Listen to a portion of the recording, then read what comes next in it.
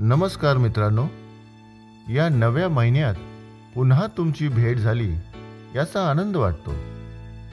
या वर्षाच्या प्रवासात वाटचाल करत असताना देवाच्या वचनातून एक प्रभावी सत्य तुमच्या पुढे मांडणार आहे.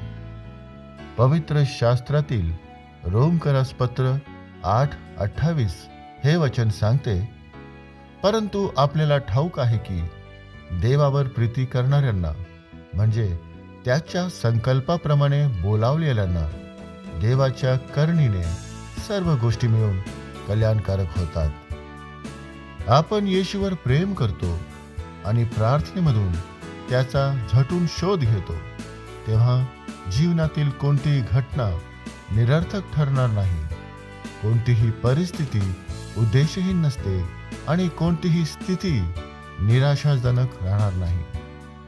काही गोष्टीमध्ये नाही, बहुतेक वेळा नाही, तर प्रत्येक परिस्थितीत येशू आमच्या भल्यासाठी कार्य करत असतो. आपले यश असो व अपयश, आनंद असो वा वेदना, संघर्ष असोत वा अश्रू, या सगळ्याचा तो उपयोग करून आपल्या जीवनाला अर्थपूर्ण आणि आगळेवेगळे स्वरूप देतो. तुमचा भरोसा अश्रूंनी प्रकट करा. तो हसण्यासाठी तुम्हाला कारण देतो. दुःख क्लेशामध्येही त्याच्यावर भरोसा ठेवा. तो तुम्हाला विजयाच्या मार्गावर नेईल.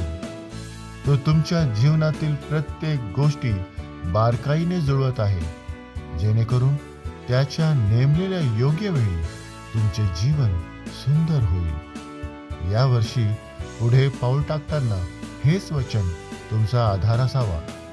येणारा महिना तुम्हाला आनंदाचा हो.